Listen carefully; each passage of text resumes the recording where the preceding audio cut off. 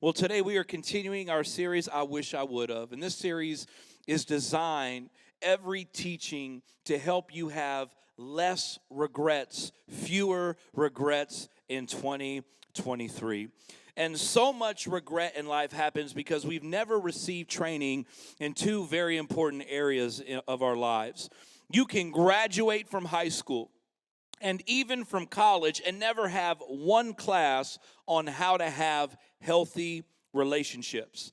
You can become an adult and never have received training on how to be a good son or daughter, how to be a good spouse, employee, boss, leader, or manager. Most of us were never taught how to have healthy relationships. Most people also become adults and never learn the best practices on how to handle money.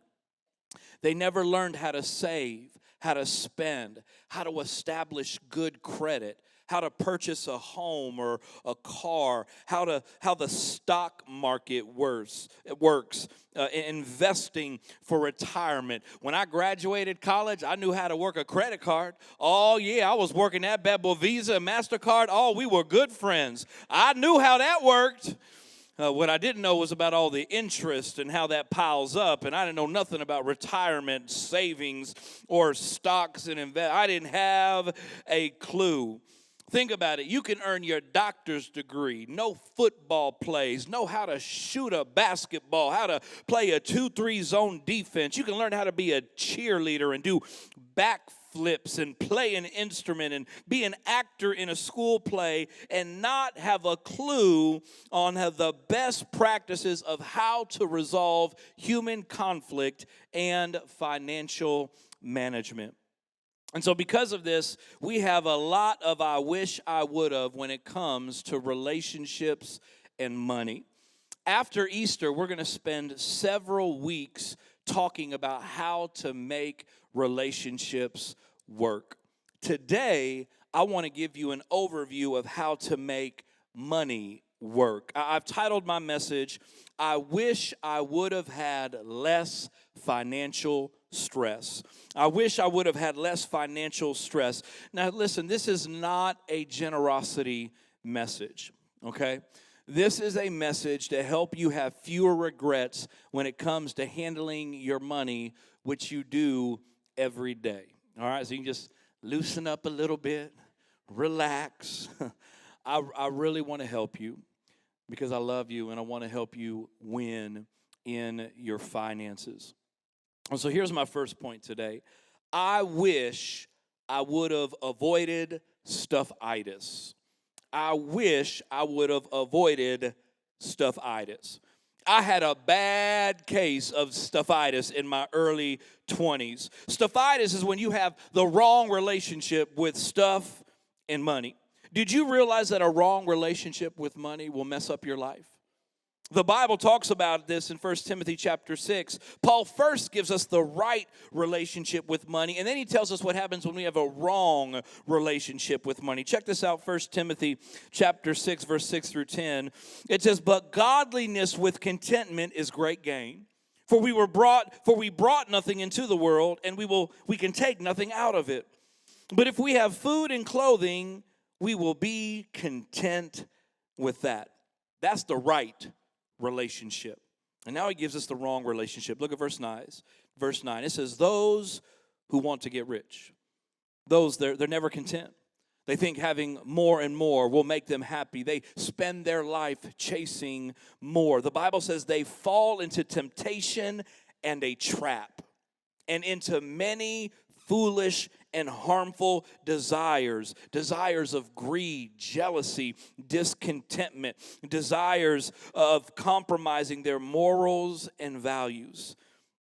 It says that plunge people into ruin and destruction. A wrong relationship with money ruins marriages. It ruins people from being good parents. It ruins friendships and family relationships. It ruins emotional, mental, and physical health. Verse 10 says, "For the love of money is the root of all kinds of evil." Listen, there's nothing wrong with having money. There's nothing wrong with being a millionaire or a billionaire. I hope God raises up many of them at People's Church so that we can take the gospel around the world and start more locations and invest into the next generation and into our leadership college. But there is a massive problem when you love money and stuff. When you love money and stuff, it can wreck everything in your life. It goes on to say some people eager for money have wandered from the faith and pierced themselves with many griefs. People have wandered away from the faith because of money and stuff. They thought that the pursuit of money and stuff was the answer, but it actually had the opposite effect. It only caused more grief, more pain, and more trouble. A wrong relationship with money will mess up so many areas of your life. And Jamie and I, we learned this firsthand. Because of a wrong relationship with money, 20 years ago, I was using money we didn't have to purchase stuff we didn't need. While we were engaged, I bought a newer car and entered into our marriage with car debt. Jamie had student loan debt. We then wanted to go on vacation, so we got the credit cards that get you the miles. And we're like, okay, we're going to get these, so we'll get all the miles for all the things we purchase. We'll actually purchase the vacation on the credit card so we can get miles for all those dollars so we can go on future vacations, and we weren't paying off any of these credit cards. We had a problem. Instead of going to a garage sale to buy some cheap furniture, we bought it brand new on credit. Leather couches, had cup holders in them. Had the little, the legs go out, but it was like electronic. You know what I mean? Oh, yeah, got our new couches on credit, even though we could not afford it. My mom is a garage sale queen, and that just always sounded like torture. Like, why do you want to go to house after house after house? But hey, y'all, I'm 42. I understand my mom now. Listen, bring on the garage sale if it will bring financial peace. Okay, hello, Facebook Marketplace. If it'll bring a little financial peace, I get it now. We could have waited to get cable with every channel and the NFL Sunday ticket. It would have been inconvenient, but we could have made it without it. But I had to have it right now. So we paid for it monthly on our credit card that we weren't paying off. And then because of the financial pressure, the credit card got maxed out. Well, what are we going to do for emergencies? I mean, if an emergency comes, so we got another credit card. This one had points for hotels. Oh, here we go. So then when we have an emergency, that's going to help us go. Y'all, we had a problem, y'all. I was the one with the problem. I had a wrong relationship with stuff. I was violating biblical principles because I had to have it now. I couldn't wait until we could afford it. I was in love with having it now. And the first thing Jamie and I had to do was develop a deep conviction that enough was enough. Matter of fact, I'll never forget sitting at a Chili's in Oklahoma City, and I look up at Jamie and I said, this is probably the last date night we're going to be able to have Chili's. And she's like, what do you mean? And I started going over all of the debt that we had and the interest rates. We were completely upside down. In that moment, in that night, we said, enough is enough. We got to change. We can't keep going on this path. We had to kill this disease before it shipwrecked our future. And so one day in our late 20s, we decided no more. Enough is enough. We aren't going to keep living like this. We are not going to keep spending money that we don't have. We are not going to keep getting in more debt. We are not going to keep putting ourselves under more and more financial stress. Here's what I've learned: to have fewer financial regrets, it begins with a conviction that enough is enough. No more. In 1 Timothy 6:11, it says, but you, men of God, flee from all of this. See, deciding to flee isn't about having all of the right knowledge and principles. It's not about reading more books and listening to more podcasts. It's about having a conviction that enough is enough. Fewer financial regrets begins with a conviction. I'm tired of this financial pressure. I'm tired of spending more than I make. I'm tired of all this debt. I'm tired of getting raises and bonuses and still being broke. Fleeing is all about your convictions. You can have all the right knowledge, but you won't do anything with it if you don't have a conviction in your heart that enough is enough. And so today, my prayer is that you decide you're going to flee, that you decide enough is enough, that you're going to change, that from this day forward, you're going to live with fewer financial regrets. And after you develop a conviction to flee, then you have to take the next step, and that's to pursue. 1 Timothy 6:11, but you, man of God, flee from all of this and pursue righteousness, godliness, faith, love, endurance, and gentleness. To defeat the disease of stuffitis, you can't just flee. You also have to pursue the right things. You have to pursue righteousness, godliness, faith, love, endurance, and gentleness. In the context of today's message, let me say it like this. You have to pursue biblical stewardship. I want to quickly give you 6 right pursuits to fewer financial regrets. 6 right pursuits to fewer financial regrets. The first is this: pursue tracking your spending. Our conviction to live with fewer financial regrets must lead us to put together a plan. Proverbs 21:5, it says, good planning and hard work lead to prosperity, but hasty shortcuts lead to poverty. See, a goal without a plan is a wish, and failure to plan is planning to fail. You have to have a plan to find out where your money is going. You don't want to continue to wonder where it went. You want to remove the mystery. And so here's what I want you to do. For the next 30 days, track your spending.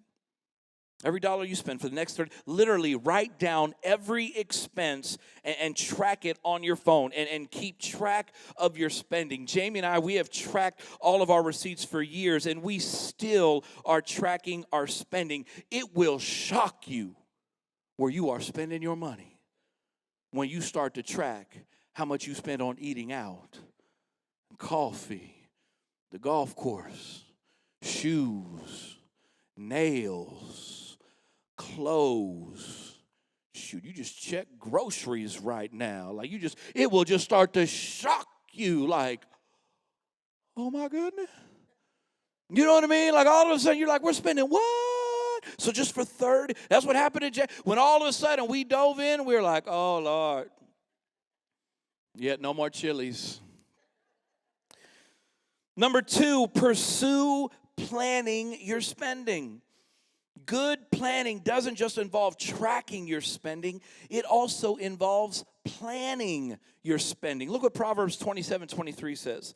It says, riches can disappear fast, and the king's crown doesn't stay in his family forever. So watch your business interests closely. Know the state of your flocks and your herds. Listen, money disappears quickly. And so we have to watch our money closely. One of the best things that Jamie and I have done with our money is to tell it where to go. We've created budget categories, and we tell our money where to go. Success doesn't just happen, it's planned for. And so let me show you our budget categories. And so these are all of our budget categories. And let me be very clear. It always starts with the tithe. We're not stealing from God. We're not robbing God. And so the top of our budget category is our tithe. And then we budget what we give over and above our tithes. And we budget what we give to our miracle offering. And then you got to not going to steal from the government either. We got to budget our taxes, because we're not going to be able to spend those dollars, and tax service, and then we budget for our savings, and then our housing, and then life insurance for the kids and me and Jamie, our sewer, stormwater, and trash, our Netflix, our Amazon Prime, our gas, water, electricity. We got our car insurance, cell phone, Cohen preschool. We got hey, he's about to be out of preschool. It's about to be Cohen free school in Jesus. We about to get a raise, y'all. But right now it's Cohen preschool, and we got a budget for that every month. We got our kids' lunch, internet and TV, gym membership, groceries, family date, Mad Money. Folks like, I can't remember where we got that phrase from. Somebody gave us to it. But Mad Money is dollars that we budget that me and Jamie can spend however we want. However, if I just want to spend it all on coffee, I spend it all on coffee, and that's typically what I do. But it's my Mad Money, and we budget it. And Jamie has hers, and then gas and car maintenance, home supply. We budget for Christmas, all right? Haircuts, credentials, school bill, supplies, car tax, kid, and then peanut. I had to put dog there because y'all might have been like, man, they really like peanuts, and I don't want anybody buying me bags of peanuts. I don't love them that much. It's our dog. I know dogs cost money, and you got a budget for that dude, and so on and so forth. And so we tell our money where it's going. This is our 2023, and every year we do this. And so you got to have a plan. You got to have a plan. And listen, we want to help you because I'm going to go through these points quickly. Next Sunday, the next 2 Sundays, we're going to do a free financial class at 9:30 a.m. in our growth track room. It's completely free. These topics are going to be dove into a deeper level where you can start to make a plan and make a budget and start to plan how to get out of debt and plan how to save and all of that. And so listen, would you make that part of your plan? Come on, pull out your phone, put on your calendar next Sunday, March 5th and March 12th at 9:30 a.m. in the growth track room. Attend our free financial class so that you'll have less regrets when it comes to your finances. Make this a part of your plan. All right, success doesn't just happen, it is planned for. Number 3, pursue attacking your debt. Proverbs 21:5. It says, good planning and hard work lead to prosperity, but hasty shortcuts lead to poverty. To live with fewer financial regrets, it will require hard work. There are no shortcuts. It's not easy to have fewer financial regret, but it's very possible with some hard work. See, it's hard to live upside down financially and to live with the stress and pressure. And it's also hard to get your finances under control and live with financial peace. Both ways are hard, but there's a right hard and a wrong hard, and you get to choose your hard. I never forgot when Jamie and I chose our hard. We are going to get debt free. We're going to do whatever it takes, however long it takes, to get debt free. And at that point in time, with a lot of credit card debt and other debt, I think we had over $18,000 worth of debt that all had interest on it. And so we started to apply the debt snowball method from Dave Ramsey. And so basically that method is you take your smallest debt, So let's say our smallest was a credit card that had $2,000 on it, okay? And so all our other debt, we still made our minimum payments, but any extra money we had, we put it all towards that $2,000 to get that $2,000 paid for. I know some of you say, like, hold on, shouldn't you be attacking the debt with the highest interest? Pastor, your math don't, listen, math wasn't our problem, y'all. It was discipline. It was lack of, we needed some wins in our belt, okay? We just needed to see one of them credit cards go away. And so we took the minimum payment and everything extra towards that $2,000 credit card, and we paid that off. And then once that got paid off, that extra money we had, we went on vacation. No, I'm just playing. We did not do that. That extra money we had, we then took it to the next smallest debt, and everything we had extra. When we got that tax return, no, we didn't go party. We put it towards the debt. All right, we're going to pay now so we can play later, and so on and so forth. And it took us a little over 3 years, but over 3 years, we were able to wipe out all of that debt. You got to pursue attacking your debt. And number 4, pursue saving your money. Pursue saving your money. You need a conviction that enough is enough. You need a good plan and tracking for your spending. You need a plan to tell your money where to go. You need to attack your debt, and you need to save. Listen, saving your money is hard work. It takes good planning and hard work to have financial prosperity. It's hard work, but listen, you can do it. You can do it. Proverbs 21:20, it says, the wise have wealth and luxury, but fools spend whatever they get. Throughout the book of Proverbs, it compares wise people versus foolish people. And I want you to notice the difference between the wise and foolish person has nothing to do with how much they earn. There are wise and foolish people who earn $20K a year, or $50K, or $100K, or $250K, or millions a year. Wise and foolish people aren't wise based off how much they make. They're wise based on how much they save a year. No matter how much money you make, if you spend it all, you're a fool. Hold up, Pastor, you calling me a fool? I am not calling you a fool. The Bible did.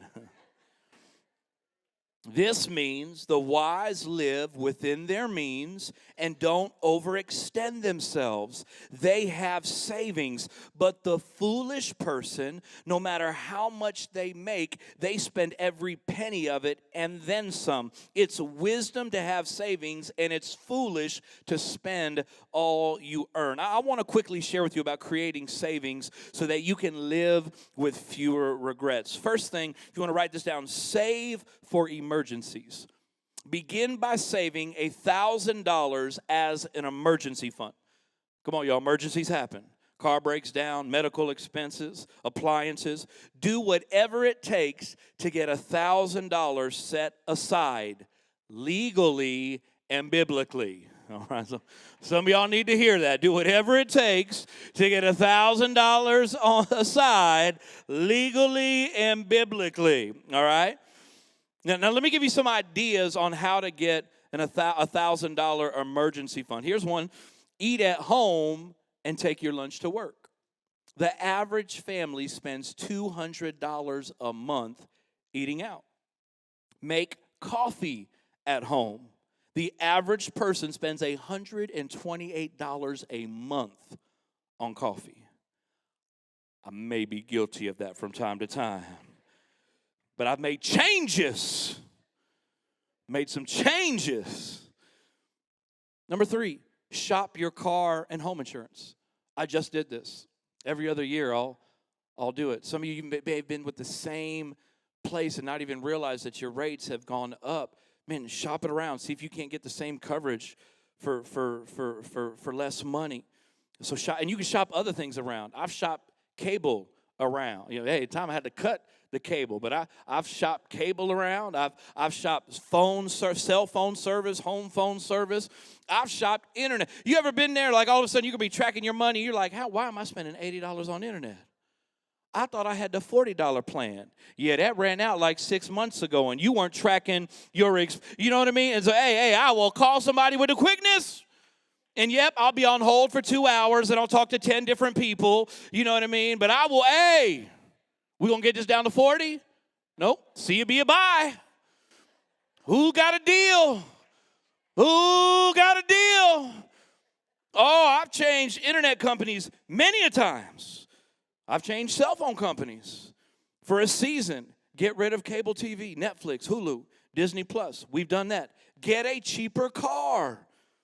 The average American spends $564 a month on a car payment.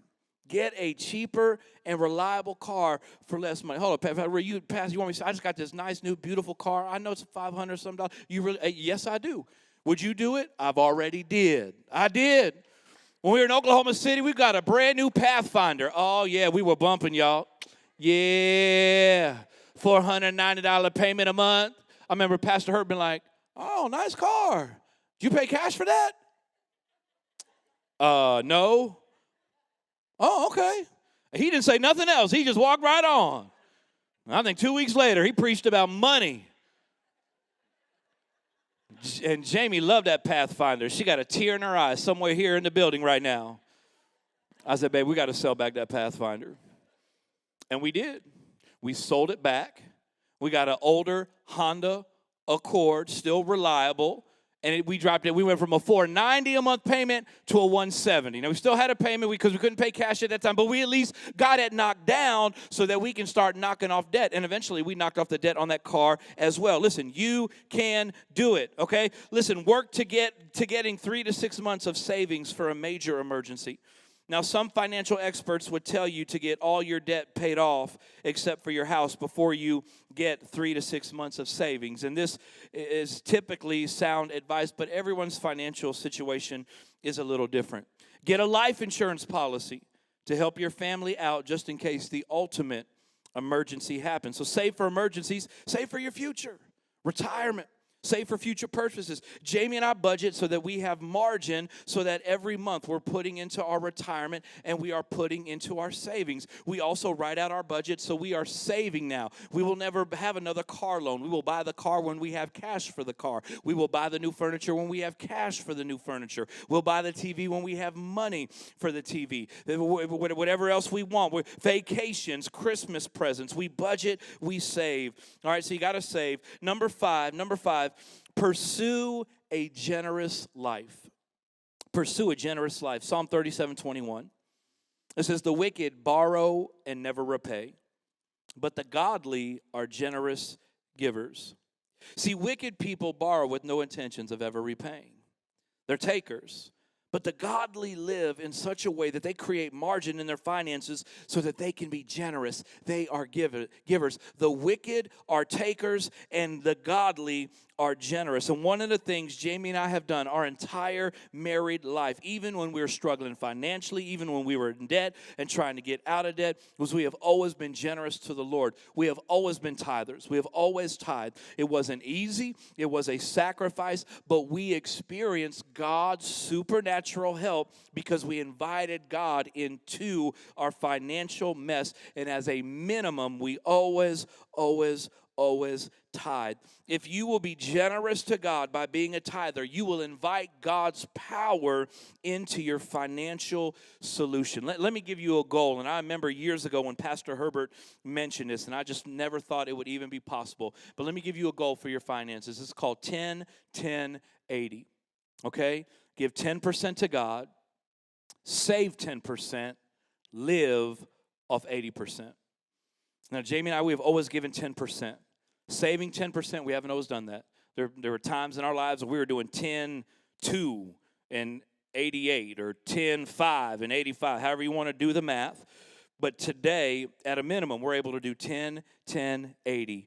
Give, save, live. Give, save, live. You may be thinking about, is that even possible to live off it? It is possible. You'll have to adjust. It'll take hard work. It may take years to get there, but you can even get there and beyond. We give actually more. We live off less than 80% because we give more than 10% and we save 10% and we live off of less. And we just want to continue to do that. Listen, you can do it. Give, save, live. And then number 6, pursue getting started now. Everybody say, pursue now. Pursue now. Don't wait. Get started now. Listen, procrastination stops so many people from having financial peace. They feel overwhelmed. They feel defeated. They feel hopeless. They feel like things are never going to change, so they never get started. Listen, it won't happen overnight, okay? I'm not going to make you false promises. It won't happen overnight. There are no shortcuts, but church, I'm telling you, it is possible if you will get started today. A year from now, 2 years from now, 3 years from now, you can have more peace in your finances than you ever realized possible. But you have to get started. Don't put it off. Listen, you can pay off those credit cards. You can pay off your car debt. You can get $1,000 in an emergency fund. You can get 3 to 6 months into savings. You can save for retirement and have $500,000, $1 million, $2 million, $3 million set aside. You can be generous and not only tithe, but give thousands of dollars away to build God's kingdom. You can do this. You really can. If you'll get started today, you can do it. There's going to be some pain. It's going to be uncomfortable. You're going to have to sit down and you may have to get help from somebody else and humble yourself and overcome the pride of feeling embarrassed. I had to do it. I know what it felt like when I sat down with my good friend Josh Brown and showed him how upside down I was, but I knew he was a master at budgeting, and so I sat down with him. And I remember it was embarrassing when he's like, man, I would sell the Pathfinder and get a cheaper car. Kristen, I would do this and I would do that. I remember, and I've had many other people speak into my life. Some I didn't even listen to a word they say, but the moment that Jamie and I said enough is enough, change began to happen. And just like I did it, you can do it too, but you have to get started today. A good plan implemented today is better than a perfect plan implemented tomorrow. Today is the opportunity to build the tomorrow you want.